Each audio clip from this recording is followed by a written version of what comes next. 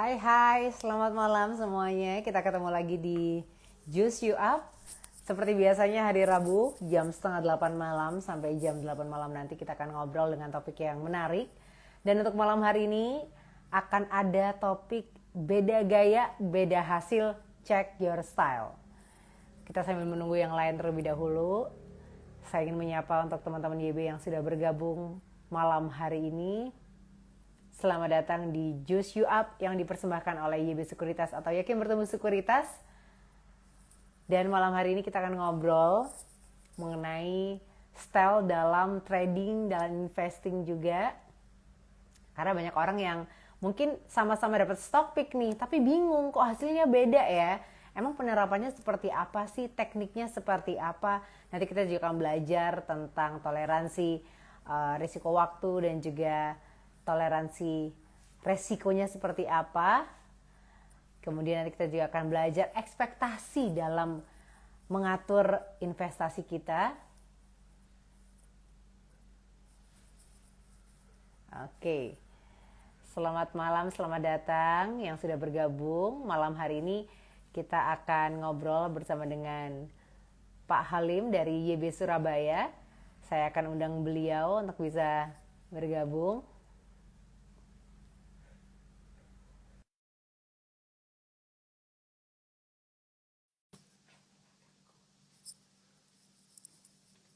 Oke, saya akan mengundang Pak Halim. Oke, selamat malam. Selamat malam, Dedi. Apa kabar Pak? Baik, Oke, ntar ya, Bluetooth-nya. Oh, oke, udah connect. bisa. Suaranya jelas ya? Jelas, jelas, suaranya jelas. Pak Halim bisa dengar suara saya? Oke, oke, jelas kok. Ntar, Jelas ya? ini kok tiba-tiba nggak connect coba lagi ya? Oke, sambil jalan aja, nggak apa. Oke, ini udah connect atau belum? Udah connect, cuma Bluetooth-nya belum, nggak apa-apa, nanti sambil jalan aja. Oke. Pak, malam hari ini kita membahas mengenai style dalam berinvestasi atau dalam melakukan trading Oke. ya.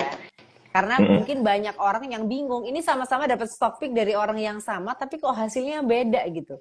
Nah, kira-kira kenapa Pak bisa kayak gitu? Iya nih. Saya ini kan saya sering lihat teman-teman ya. Hah, Saya kasih saham, topik saham loh, hasilnya kok beda-beda. Sahamnya sama, chartnya sama, angka-angka fundamentalnya sama. Kok hasilnya kok bisa beda-beda gitu loh. hah, Kenapa? Karena kalau bingung. Nah, ya ini saya lihat, oh ya ternyata emang sifatnya orang itu menentukan hasilnya. hmm, Ada yang sabar, ada yang mau long term gini. Kadang-kadang saya kasih gini, ini saham akan naik dulu ke berapa kira-kira. Harus itu pullback, habis itu pullback terus naik lagi. Nah, ada orang yang tidak sabaran, kira-kira ketika saya angka yang sebutkan ketika pullback dia dijual dulu. hmm, Ternyata pullbacknya tidak jadi, terus lagi gitu. Nah, caranya gimana? Untuk hasil maksimal gimana? Semua cara betul. Ada yang dijual dulu betul, ada yang di holding dulu tuh nggak ada yang salah.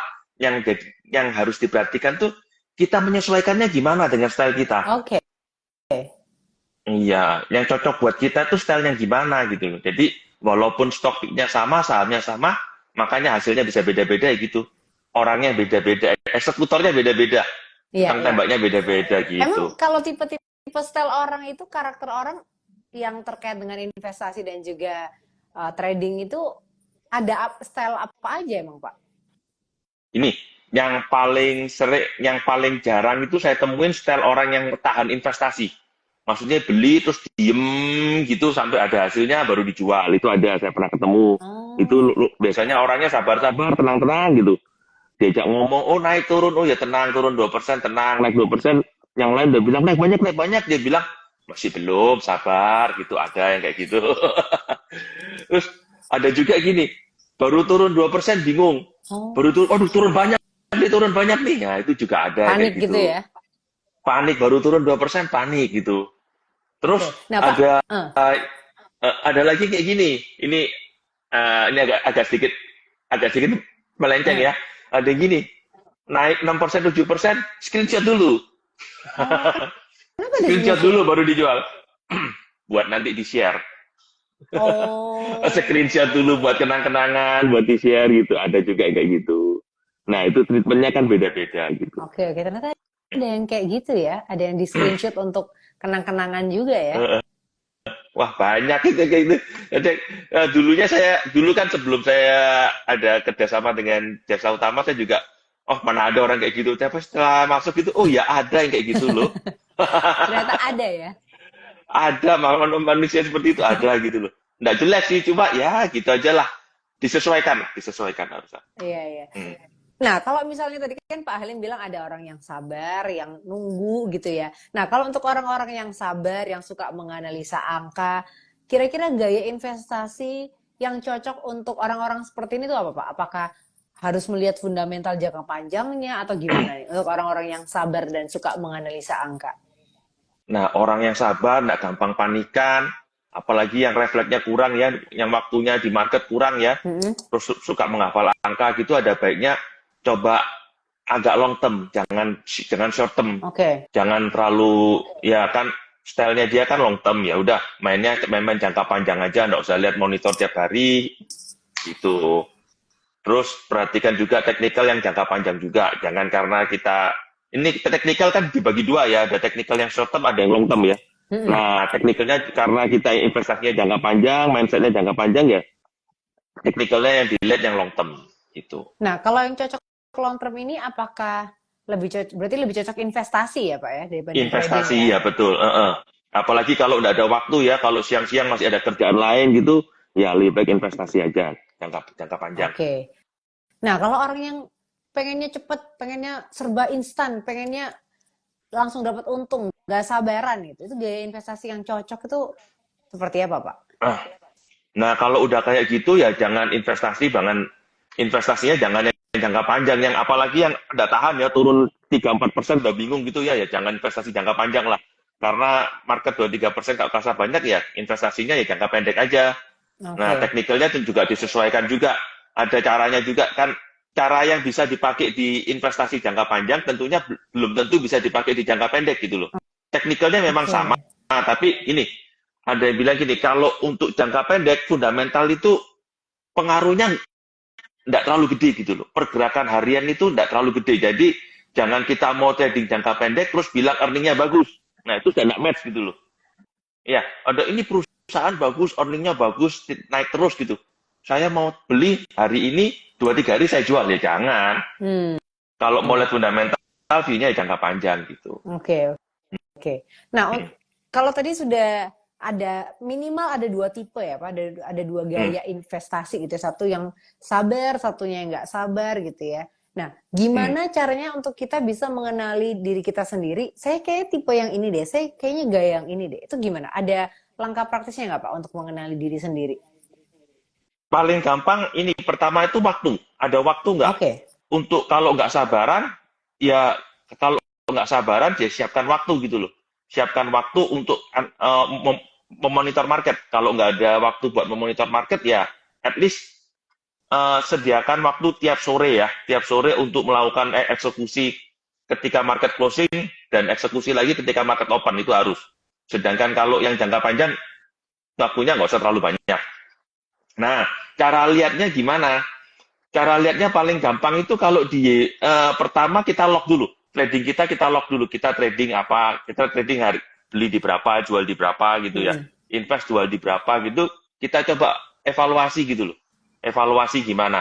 Nah, kalau di YB itu ada yang namanya self release. Ini yang sering saya pakai kalau ada orang tanya, saya lihat self release-nya gimana.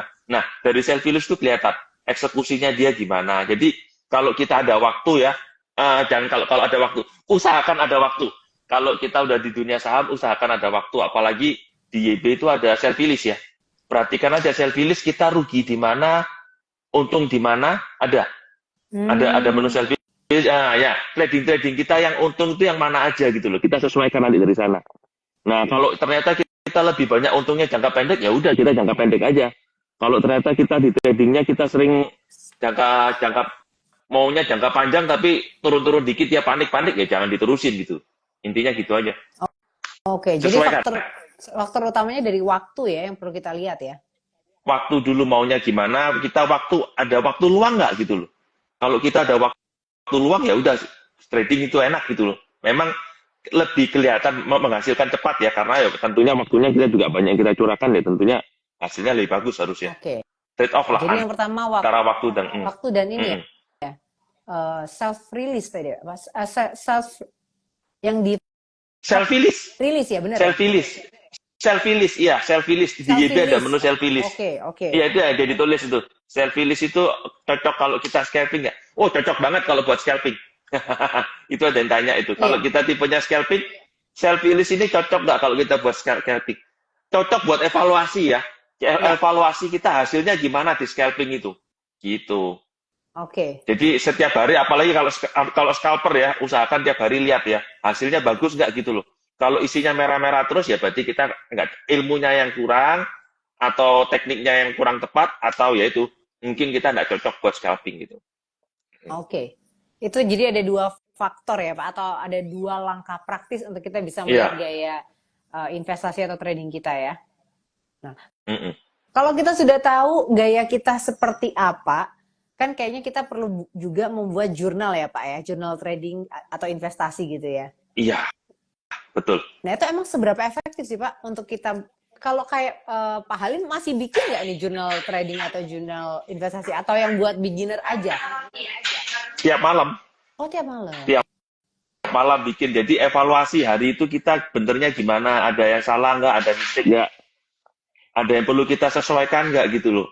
Oke. Ada yang perlu kita sesuaikan nggak? Seperti malam ini, contohnya hari ini aja. Hari ini market kan nggak jelas, ada dua variabel nanti malam ya. Nanti contohnya hari ini aja. Ada nanti malam ada Fed, terus ada war. Nggak jelas kan? Nah, otomatis nggak jelas ya udah. Investasinya kan untuk yang long term tenang aja saya. Untuk investasi long term kan ya udah turun 2-3%, besok turun 2-3% lagi, seandainya ada masalah juga nggak ada masalah gitu loh. Nah, tapi untuk trader dengan kondisi seperti sekarang tentunya exit dulu gitu. Nah, jurnal itu gunanya apa? Nanti di jurnal itu kita lihat loh, kenapa kita untung, kenapa kita rugi, itu dicatat terus. Nah, nanti lama-lama tahu, wah, saya ini, kalau orang yang long term kan, orang yang long term itu biasanya ketemunya gini, waduh, kena berita gini aja saya kok panik, masih dalam koridor long term, kok saya jual duluan gitu, belum waktunya jualan kok jualan. Nah, itu disesuaikan terus lama-lama. Gunanya jurnal itu seperti itu, jadi kita bisa tahu salahnya di mana. Nah, sama gini, saya turun dikit aja dulu, turun dikit aja dijual, turun dikit aja dijual. Ya berarti tidak cocok buat investasi jangka panjang. Harus switching, gayanya disesuaikan lagi. Gitu. Oh, jadi fungsinya jurnal trading ini justru untuk bisa membuat kita mengerti ya style kita tuh trading atau investasi gitu ya Pak ya? Iya, tepat sekali, Lady. Nah, ini kan dulu saya pernah ada teman bilang gini, sebelum kita masuk di sekuritas itu kita kan dikasih questionnaire ya, kasih questionnaire sebelum buka akun tuh kita mau prospeknya itu long term atau short term gitu. Oke. Nah, dari pengalaman 80% ngisinya nggak ada yang tepat. Oh iya. Nggak ada yang tepat gini, bukan dalam berarti nggak jujur ya. Apa yang mereka isi itu nggak sesuai dengan gaya trading mereka gitu. Ekspektasinya beda gitu loh. Oh. Yang mereka isi itu ternyata mereka sendiri tidak sadar maunya kayak gini, tapi ternyata hasilnya kayak gini. Ternyata fail out, oh ternyata saya orangnya short term, bukan orang long term. Oh, Gitu. gitu. Nah, disesuaikan. Tapi ada nggak Pak orang yang ngerasa kayaknya saya cocok dengan berbagai macam gaya deh. Mau itu trader, mau itu investor, bisa jadi pemburu beggar juga. Ada nggak sih orang yang kayak gini Pak? Ada, saya kenal beberapa orang. Tapi gini, bedanya gini ya, mereka alokasinya ada. Ada alokasi sendiri, ada alokasi buat invest, ada alokasi buat long term, ada yang buat short term, ada yang buat trading scalping, ada alokasinya masing-masing. Jadi tidak kecampur-campur. Okay. Memang agak susah, memang alokasinya lebih susah sih daripada biasa sih. Cuman ada yang seperti itu. Okay. Saran saya kalau yang baru, coba jangan dicampur akunnya, nanti uangnya kecampur-campur, sering error-error sendiri gitu loh. Error-error sendiri yang harusnya jangka panjang, harusnya jangka pendek karena rugi, udahlah saya geser ke investasi. Nah, itu red flag itu, jangan. Maunya scalping jangka pendek tapi digeser ke investasi karena rugi, itu jangan itu. Oke, jadi memang kalau misalnya memang, atau bahkan bisa gini nggak Pak? Misalnya saya nggak benar-benar nggak tahu nih gaya saya seperti apa. Jadi saya pengen tahu dengan cara apa? Dengan cara saya bikin account untuk jangka pendek, bikin account untuk jangka panjang. Itu bisa kayak gitu nggak? Atau alokasinya gimana? Kalau misalnya saya bener-bener clueless nih, saya nggak tahu gaya saya seperti apa. Ah, cara paling gampang, coba tanya ke coba trading dulu, hasil tradingnya kan ada note-nya kan yang untung yang mana, coba di Ya, repeat yang untung aja caranya gimana. Kalau emang lebih banyak untung yang buat invest ya go for invest gitu loh. Kalau emang banyak scalpingnya ya scalping dulu. Nah, kalau untuk lebih jelasnya mungkin bisa konsultasi ya. Konsultasi ke broker-broker kita ya tanya, wah tuh saya ada kayak gini, kira-kira saya mau nonton cocok nggak gitu. oh oke Nah, oke. broker-broker biasanya tahu gitu. Mereka kan bisa lihat datanya gimana, bisa konsultasi dari pengalaman mereka dengan orang-orang sebelumnya gimana. Nah, kalau kayak gini berarti pertanyaan selanjutnya adalah kapan waktu yang tepat untuk kita mencari mentor dalam perjalanan investasi kita, Pak? Atau dari Ya, awal atau kita coba dulu atau gimana nih? kalau bisa dari Dari awal. awal Kalau ya. bisa, kalau saya dulu dari awal juga dikasih tahu, diajar-ajarin gitu dari awal ya. Ya, Ada ya. salah mistik, tapi dalam perjalanan waktu mungkin kita ketemu orang bisa diajak konsultasi baru. Tapi kalau bisa dari awal ada dulu. Tapi Oh, oke. mentor tuh selalu ada sih, biasanya on the way kita selalu ada yang ngajarin. Banyak-banyak Oke. ngomong-ngomong, tapi jangan tanya saham kamu yang beli apa ya, itu jangan lah. Kalau bisa kalau sama mentor tanya, saya ada masalah gini, ada yang bisa dibetulin nggak kira-kira gitu aja. Oke, jadi mentornya tuh lebih bukan untuk cuman cari rekomendasi stock pick, tapi Iya, justru belajar dari proses yang ada gitu ya. iya. Karena kalau kita cuma copy paste mentor kita ya endingnya itu balik ke tempat yang semula lagi. Stock pick-nya sama, anunya sama, hasilnya beda banget nanti. Iya, iya, iya. Nah, Hmm. tapi kalau misalnya nih Pak sudah punya mentor dan akhirnya menemukan nih, kayaknya saya sukanya tuh gayanya tuh trading atau investing gitu ya, sudah ketahuan gitu gayanya seperti apa. Nah, tapi kadang-kadang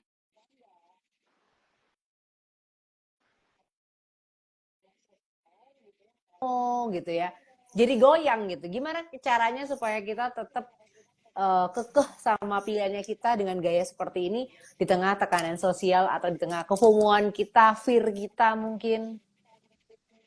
Ya, yang paling gampang itu praktis ya. Hmm, Tapi buat speed up practice saya kasih tip. Nih, saya dulu juga sering keadaan kayak gini, sering inget banget. Udah planning kayak gini, maunya long term, tapi kena kanan kiri jadi berubah. Saya sering banget.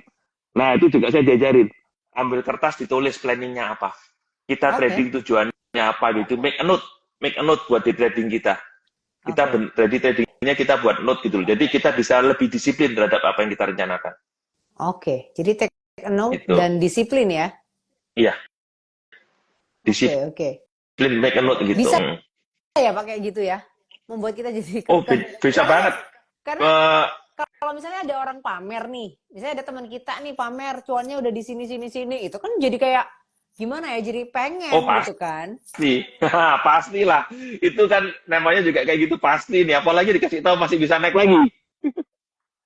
Oh, Temennya nunjukin, oh nih saya udah untung 20% nih. Katanya masih bisa naik lagi. Wah, itu orang pasti panik gitu. FOMO gitu. Padahal secara teknikal, secara fundamental, secara plan kita pun sudah nggak cocok gitu loh. Nah, caranya gimana? Kita make a note. Kalau ya itu, trading ini gimana? Cocok nggak dengan trading kita? Tulis dulu coba kira-kira disimulasi masuk atau enggak gitu. Selalu disiplin kayak gitu. oke. Intinya kalau bisa dengan kita menulis up planning kita atau akan trading kita tulis gitu, biasanya efek FOMO-nya udah kurang banget. Langsung drop Hmm, gitu. Mm-mm. oke oke. Nah ini pas banget nih Pak, ada yang nanya juga ya. Eh Laura, ya Laura Vini ini nanya. Kadang ini dia udah tahu nih. Ini yang tadi komen Pak, kayaknya kalau untuk selfie list itu bisa untuk Iya. scalping nggak? Nah, dia kayaknya ini Nah, gayanya gaya scalping nih. Nah, tapi kadang-kadang kalau udah scalping masih sering merah. Tipsnya gimana Pak? Nah, tapi kalau sekali dapat bisa gede tuh. Jadi makanya pengen menekuni scalping ini. scalping sekali dapat bisa gede. Berarti kalau saya sering rugi, tapi kalau sekali dapat bisa gede. Benar nggak gaya tradingnya gaya breakout ya? Coba Kalau nih Laura gaya, gimana? iya, iya. Kalau gaya tradingnya breakout harusnya kurang lebih seperti itu. Sama. Kalau tradingnya gaya breakout biasanya presentasi loss-nya itu trading loss-nya ya itu lebih gede. Tapi secara total biasanya masih untung. Totalnya Hmm, masih masih untung. Memang gitu. Tipsnya gimana? Tipsnya gimana? Gini, kalau trading itu kan probabilitas. Pastikan kita tradingnya sesuai dengan probabilitas yang benar ya. Kalau teknik kita yang umum flat disk breakout, lalu oversold gitu, nah memang kalau untuk sampelnya kurang ya, kalau kita sehari cuma trading 3-4 kali, itu memang kadang-kadang hasilnya tidak kelihatan. Tapi kalau kita tradingnya udah banyak, itu bisa ditarik 1 bulan, biasanya lebih akan konsisten untung. Nah, ya itu kan betul kan, flat Iya disk benar. breakout kan. Flat disk breakout emang seperti itu, selama di total masih untung, ya udah terusin aja, memang sudah betul. Oke, jadi memang Memang sudah betul hasilnya kayak gitu. Memang flat disk breakout itu lebih banyak ruginya daripada untungnya, tapi begitu dapat hasilnya gede dan di hmm, total untung. Memang ya, makanya tadi saya bilang flat. Memang sudah betul caranya seperti itu. Mungkin ini lebih ke arah teknikal ya. Mungkin eksekusinya kalau sore biasanya lebih akurat ya. Saya sendiri kalau flat disk breakout kalau sore saya dari statistik harian saya itu kalau sore itu lebih akurat, jadi kalau sore size-nya agak saya gedein. Itu oke, oke. aja karena probabilitasnya lebih tinggi. Gitu. Hmm. Nah, kalau gitu saya mau nanya nih Pak, terkait dengan ini ya. Mungkin ada sedikit kaitannya juga sama scalping, tapi ini juga bisa diimplementasikan dengan gaya yang lain juga.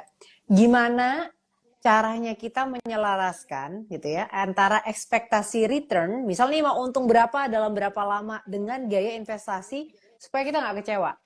Nah, kadang misalnya kayak ini kayak scalping gini kayaknya pengennya untung gitu, tapi kok seringnya merah ya.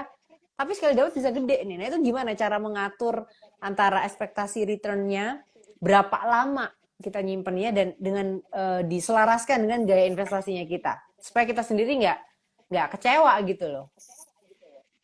Yang penting target itu realistis, jangan target yang terlalu muluk-muluk ya. Ya, Target itu realistis. Nah, kayak tadi itu contohnya tadi Klaurani ya. ya Laura. Klaurani tadi kan bilang kok banyak ruginya. Nah, karena memang itu memang flat ya, ekspektasinya kan tidak sesuai kan, padahal kenyataannya sudah benar, tapi ekspektasinya terlalu tinggi, jadi tidak pas gitu loh. Ya disesuaikan. Ya, Jadi ya. kalau memang gayanya seperti ini, bisa apalagi sekarang ada ChatGPT ya, ChatGPT ada AI gini, tinggal tanya aja probabilitasnya berapa gitu. Chance berhasilnya berapa, ekspektasi returnnya dapat semua kok sekarang kok enak kok. Iya, Jadi dengan teknik iya. seperti ini, kira-kira kalau dijalankan dengan benar, kemungkinan returnnya berapa ya kurang lebih kita ikut gitu aja. Oke, Sebagai jadi target. awal ya, jadi supaya ekspektasi kita nggak terlalu tinggi gitu loh. Jadi kan ada bilang, nah kadang dia bilang investasi aja beggar-beggar gampang. Nah, kita cek dulu kebenar nggak di ChatGPT kayak gitu, historinya betul atau nggak, disesuaikan aja. Soalnya pengalaman juga efek ya. Orang yang semakin pengalaman tentunya returnnya juga semakin bagus gitu. Oke. Jadi yang pertama adalah targetnya harus realistis, yang kedua jam terbang ya. Jam terbang iya, terus realistis dengan keadaan yang ada, cari informasi yang benar dulu. Oke, informasi yang benar Mm-mm. ya. Yang bukan hoax ya, Pak ya. Iya, bukan ya pom-pom hati-hati lah. Tapi Pak, ini seberapa besar sih pengaruh antara toleransi resiko dan waktu dalam menentukan keberhasilan sebuah investasi itu gimana nih? Toleransi, nah kalau orang long term kan ya resiko. Gini, kalau orang long term kan biasanya mereka kan harus expect ya, drawdown itu maksudnya portofolionya bisa turun agak lebar dibanding yang trading ya. Drawdownnya maksudnya dari kita beli sampai turun mungkin bisa 20-30% kalau investasi jangka panjang ya. Nah, tapi kalau kita sanggup gitu ya oke lah. Kita masuk long term, tapi kalau nggak sanggup ya jangan. Nah, untuk yang short term mungkin ya itu ekspektasinya ya gear-nya jangan minta beggar. Kalau beggar ya harus agak sedikit long term gitu. Oke, itu untuk pengaruh toleransi resiko dan Mm-mm, waktu ya. mm-mm, Oke, nah mm-mm. ini untuk teman-teman YB semuanya yang mungkin mau nanya, mungkin ngerasa masih bingung dengan style atau gaya investasi dan juga tradingnya, boleh kira-kira seperti apa nih pengalamannya. Kalau mau nanya ke Pak Halim, boleh langsung aja tulis pertanyaannya di kolom pertanyaan Iya. atau di kolom komentar. Ah, Tadi ada yang nanya juga nih Pak, dari Gani nanya mentornya Pak Halim siapa gitu ya. iya tadi itu saya juga mau jawab nih, saya mau cerita nih. Saya dulu ini mentornya ada temannya orang tua saya.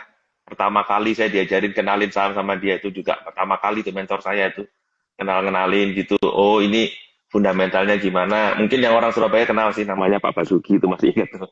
Oh, bukan Pak Basuki Lalu, Cahayapurnama bukan ya Pak ya? oh bukan, bukan. Itu Pak Ahmad ya.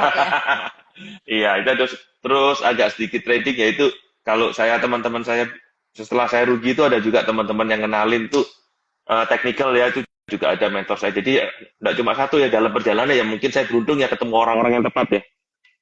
Orang yang kenalin, oh ini kamu size-nya kurang besar, ada yang ngasih tahu kayak gitu. Sahabat ini, siapa? Jadi mentor tuh terus ya, ada teman gitu yang ngasih tahu ya mentornya. Saya bilang, saya kok stuck gitu. Saya pernah suatu ketika tahun 2008 saya stuck. Portofolio nggak kemana-mana, saya stuck sama teman. Dia juga bilang gini, kamu terlalu ketat, stop loss-nya terlalu ketat, nggak cocok gaya kamu tuh gaya long term. Hmm. Jadi suruh lebarin, stop loss-nya suruh lebarin. Saya coba jalan.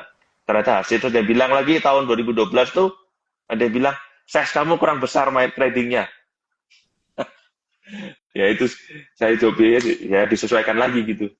Ya nanti. Oh, ada Ya, berapa ya, mentor Pak? wah banyak ya dalam perjalanan ya ada 3-4 ya, ada 4 yang ngajarin gitu. Sampai sekarang pun masih ada kok kadang-kadang teman yang buat diskusi. Tapi kalau selain mentor tadi kan Pak Halim bilang punya mentor 3 sampai 4 orang ya dan mereka yang ngasih tahu size-nya kurang besar, stop loss-nya terlalu kenceng gitu. Dan sekarang ini kalau Pak Halim ngeliat dulu awalnya pengen gaya apa, sekarang ternyata realitanya gayanya apa nih? Awal pertama kali join trading atau investasi juga, Pak Halim sendiri merasa gayanya tuh seperti apa? Midterm. Kalau dulu saya pertama itu long term banget.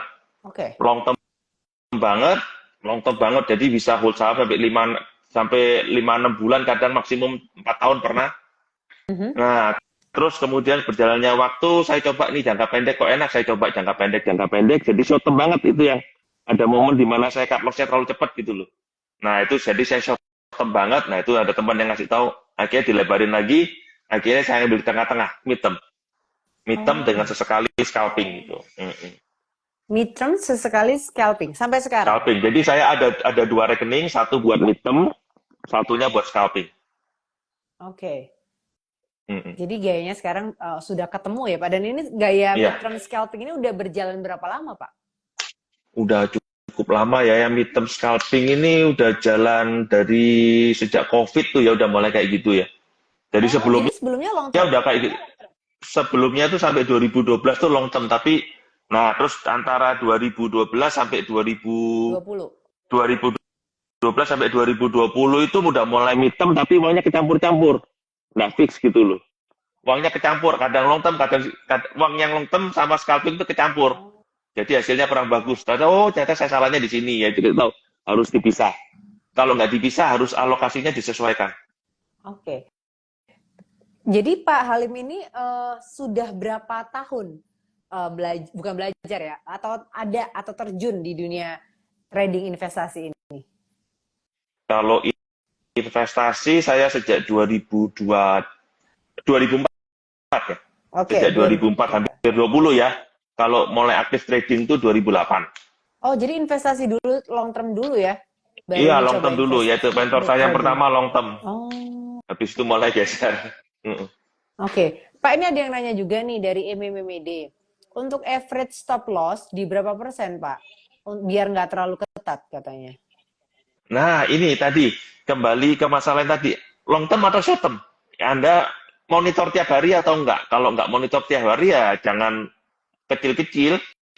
Agak sedikit lebar gitu. Toleransinya harus sedikit lebar. Nah, gini. Oke. Contohnya gini. Kalau saya untuk saham yang untuk investasi jangka panjang ya, mungkin saya toleransinya mungkin selama dari, saya biasanya stop loss-nya itu di moving average ya. Nah, kalau stop loss saya udah di atas 10%, saya nggak mau. Jadi saya usahakan stop loss-nya maksimum 10% untuk long term. Oke. Untuk medium term. Nah, tapi kalau untuk short term, saya cari supportnya itu kira-kira 3-4% lah. 3-4% dari support, di mana saya harus cut loss, baru saya consider masuk. Oke, ini... untuk monitor tiap hari ya itulah 3-4%. Ambil posisi kalau bisa ya 3-4% dari support ya. Di mana titik cut loss-nya kalau udah lewat dari 3-4% ya jangan gitu loh. Kenapa saya bilang 3-4%? 1-2% itu terlalu deket banget untuk saham di Indonesia itu satu tick aja udah 1%. Kalau kita stop lossnya di bawah 3% itu sebentar aja pasti kena gitu loh. Hmm. Nah, usahakan ya 3-4% lah itu paling enak gitu loh. Oke, jadi untuk Hmm. average stop loss itu kalau untuk medium term sampai long term itu stop lossnya maksimal 10% atau di bawah Untuk sepuluh saya persen? itu udah fix untuk tiap orang ya. Untuk saya 10% itu udah cukup gitu loh. Nah, tapi tiap orang ini saya bilang toleransi orang bisa Iya, beda-beda. iya, Ada yang tahan iya. sampai 20%. Nah, kalau tahan sampai 20% ya lebih enak gitu loh. Jadi kita lihat support, oh 20%, oke masuk dulu gitu. Oh, oke. Nah, untuk short term, kalau dari opininya Pak Halim itu short term tadi supportnya itu 3-4% dari support ya. Iya. Mm. Oke. Ya itu ya, semoga menjawab pertanyaan dari MMMD. Untuk teman-teman semuanya yang masih mau nanya, boleh langsung aja ya, terkait dengan gaya investasi atau gaya trading, atau mungkin dengan jurnal tradingnya juga, bisa langsung ditanyakan. Pak, ini Pak, satu pertanyaan terakhir dari saya ya Pak ya. Apa tips atau pesan buat teman-teman yang mungkin sekarang ini masih bingung, kemudian masih ngerasa kayak tersesat dalam tanda petik gitu ya di pasar saham ini, mungkin kok kayaknya sering salah, mungkin masih bingung juga dengan gayanya dia gitu. Ada pesan atau tips nggak? Saran saya trading aja dulu. Dengan adanya trading, tapi saya jangan besar-besar dulu ya. Trading aja dulu buat kenal-kenalan, coba semua caranya dicoba dulu, explore dulu. Nah, setelah dieksplor kan ada jurnal. Ada jurnal itu baru kita bisa lihat, oh saya ini orangnya tipe gimana gitu. Coba trading dulu. Satu dua lot, jangan besar-besar dulu. Kalau ada orang masuk besar maunya bigger, itu susah itu. Coba dulu nanti sesuaikan sambil jalan. Soalnya gitu kan trading itu perjalanan jangka panjang ya. Mm-mm, mm-mm. Walaupun kita Sekolah ya. tradingnya jangka pendek, iya, jangan bilang sekolah. Sekolah, nah ini saya selalu koreksi, sorry ya. Saya kalau orang bilang trading sekolah dulu, jangan deh. Sekolah itu kan keluar uang. Oh, iya iya iya. Trading kalau bisa dapat uang ya sambil jalan lah. Jadi kita trading sambil jalan, ya kalau rugi ya uang sekolah, tapi jangan terus-terusan sekolahnya. Setuju Sesekali Pak. uang sekolah. Ya, Setuju Pak. Uang sekolah dari TK sampai SMA sampai kuliah aja udah mahal ya Pak ya. Ini sekolah iya lagi udah mahal mahal. lagi ya. Iya, dan uang sekolahnya trading kalau gede-gede mahal banget bisa sakit loh itu. Iya bener-bener. Sakitnya bukan cuma di kantong tapi juga sakit ini ya, sakit hati ya. Iya, belum lagi kalau berantem yang udah punya suami istri itu. Bener. Berantem sama istri bisa nanti. Malah disalahin ya ntar ya. Iya. Kayak ya jangan banyak-banyak itunya, santai aja. Mulai dulu trading aja, mulai dulu dikit-dikit, coba dilihat cocoknya gimana gitu. Aha. Nah, yang jelas uang di pasar modal itu banyak banget. Setiap style ada areanya masing-masing. Ada area yang buat jangka pendek, ada sahamnya, ada tekniknya. Area yang jangka pendek juga ada, jangka panjang juga ada. Uangnya banyak banget. Asal kita mau tekun, kita sesuaikan style kita pasti dapat kok. Nggak susah. Oke. Oke. Mm-mm. Ini Tapi coba dulu, aha. semakin banyak sampelnya kita semakin tahu gitu loh. Semakin kita tipenya gimana gitu kan. Bahan buat evaluasi kan Ya. ada gitu. Mm-mm. Oke, jadi explore aja trading sedikit-sedikit 1-2 lot, kemudian dievaluasi dari jurnal yang ada ya. Mm-mm. Oke, Pak ini ada yang nanya nih dari Rio Vanda Anggara. Kalau trading short term, HK atau ngantri dulu Pak kalau sekarang? HK atau ngantri dulu. Selama bisa antri, saya antri. Kenapa? Kalau selama saya tidak terpaksa, tidak harus HK, saya bisa kalau bisa antri. Kenapa antri? Karena di Indonesia satu tik itu boleh dibilang hampir 1% ya, paling kecil 0,5%. Kecuali saham-saham yang di atas 20.000 itu saya baru mungkin HK. Tapi kalau di bawah 2.000 saya usahakan jangan sampai HK. Kenapa? Satu tiknya mahal. Hmm, Jadi kalau bisa antri aja. Untuk walaupun short term ya, kecuali kita mau, oh ini saham-saham kayak yang di atas 20.000 kayak UNTR gitu, UNTR, ITMG itu saya baru akan enggak apa-apa. Tapi kalau selama masih bisa bid, saya bid. oke, oke. Jadi ngantri dulu ya. Hmm, hmm. Oke, kemudian pertanyaan selanjutnya nih dari Kokolato, nanyain indikator favorit untuk tracing dan midterm. apa nih Pak indikatornya? Untuk tracing, nah ini Kokolato ini juga kalau nggak salah pemainnya agak long term ini. Salah satu nasabah juga. Oh, oke. Oke, iya. Eh, Kalau untuk long term, pertama fundamental ya penting ya. Fundamental itu penting banget. Apakah saham ini layak untuk di long term atau enggak? Mhm. Lalu biasanya saya pakai MA. Ada 4 MA, MA 5, 20, 50, dan 200 tambah MACD. Itu aja. Kalau long term kita harus pakai swing kan ya udah gitu. Oke.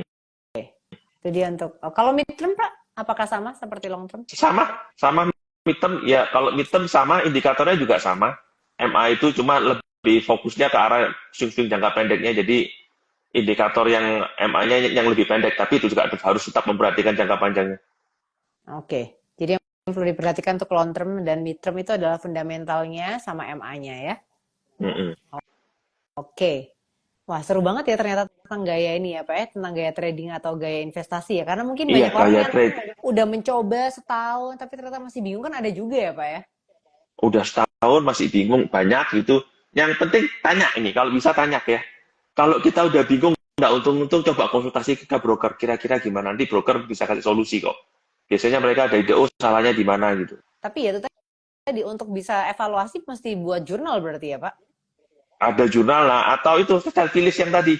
Kalau Oke. di YB, kalau udah nasabah YB bisa dilihatin di self list gitu.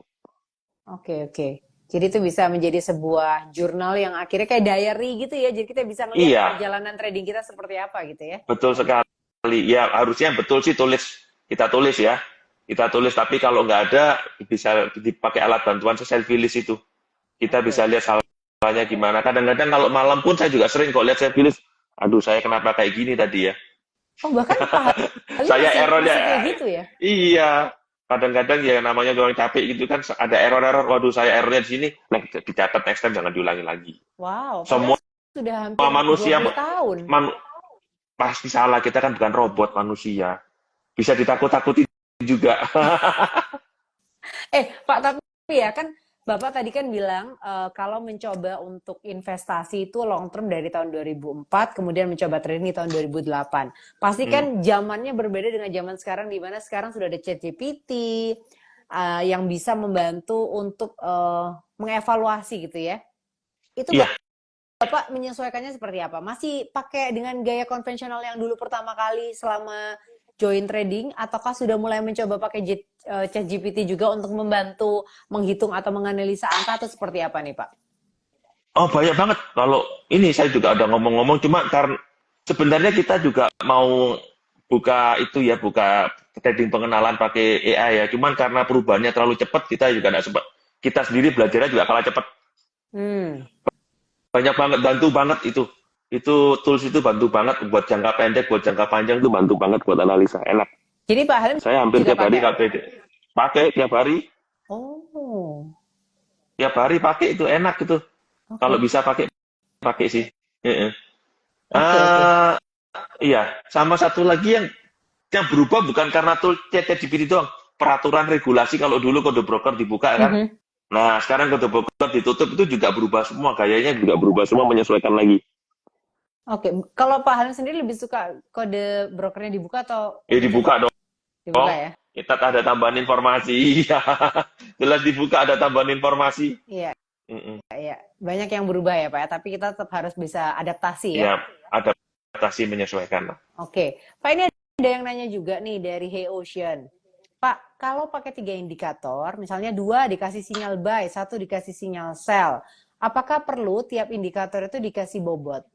Misal indikator A bobotnya Eh, 3, indikator B bobotnya 2, indikator C bobotnya 1. apakah perlu ini lebih ke arah teknikal ya? Mhm. Gini, apakah perlu dikasih bobot? Dulu ada yang pernah mencoba bobot itu dipakai bobot gini, ujung-ujungnya balik lagi sama aja tambah indikator. Saran saya nggak perlu, karena itu cuma nambah variabel yang nggak perlu gitu loh. Mhm. Tinggal analisa aja dari yang ada. Buat apa kita tambah-tambahin gitu loh. Tambah bingung ya Pak? Analisa yang ada kalau iya tambah bingung. Kita contoh gini, ada indikator MACD, stokastik sama volume. Kita mau tiga-tiganya confirm ya susah lah. Jarang banget. Apalagi kadang-kadang malah bikin kita tetap tambah bingung. Kita orangnya long term, tapi ada indikator short term-nya. Malah bingung gitu loh. Mhm. Disesuaikan aja. Indikator yang mau kita pakai apa. Kalau seandainya ada yang nggak sesuai, jangan dipaksakan. Kalau nggak sesuai, ya udah, hindari trading. Kalau seandainya buka trading pakai satu indikator, ya sudah, nanti exit-nya juga pakai indikator yang sama. Jangan masuk pakai indikator A, keluarnya pakai indikator B, itu jangan. Oke. Tapi kalau Tapi kalau disarankan, dikasih bobot, nggak kasih bobot usah jangan, pakai. nggak perlu. Oh, oke. Nggak perlu, karena nggak ada gunanya, tetap aja. Walaupun kita banyak gitu kan, tetap aja endingnya probabilitas gitu loh. Hmm. Seberapa banyak kita bobot, sebagai berapapun kita detail, ujung-ujungnya juga probabilitas dan nggak mungkin 100% gitu loh. Ujungnya jatuhnya juga antara 55 sampai 70% gitu. Sukses rate-nya. Oke. Oke. Jadi indikatornya tidak perlu dikasih bobot ya. Oke. Ini terkait dengan kode broker, ini ditanya juga sama Ocean, Pak, bukankah kode broker ditutup tapi banyak saham baru bisa naik ARA dalam sehari? Dulu juga banyak kok yang ARA dalam sehari, malah lebih rame. Oh, justru kalau Sama kode aja, brokernya enggak, dibuka enggak, lebih enggak. rame ya? Kode broker di broker-broker itu lebih rame. Kenapa? Ada analisa. Ada analisa yang orang pakai kode broker itu lebih enak gitu loh. Kadang kita bingung, ini akumulasi distribusi, kita pakai ada data baru gitu loh. Enak. Oh, oke. Justru kalau dibuka malah lebih rame ya? Oke. Ya itu Pak Koko atau dibilang ada itu. Emang dulu ada yang pakai sih technical analysis itu, yang itu indikator dikasih angka-angka itu. Itu yang Pak Kokolato bilang itu. Dulu Billy Budiman pernah coba pakai itu. Memang sih bantu, cuman ujung-ujungnya tetap probabilitas gitu loh, yang nggak geser terlalu banyak. Memang bantu, tapi harus dioptimasi lagi, nanti tambah ruwet gitu loh. Saran saya sih nggak perlu sampai sedetail itu. Oke. Nggak berasa nih Pak, tapi ngobrolnya tentang gaya investasi, gaya trading, udah jam 8 lebih 13 menit, udah lebih dari waktu yang seharusnya, Oh ya? karena saking Oh iya, serunya. nggak berasa. Nggak berasa ya Pak ya? Iya. Karena banyak yang tertarik juga nih. Oke. Pak, sorry, satu pertanyaan terakhir boleh ya Pak ya?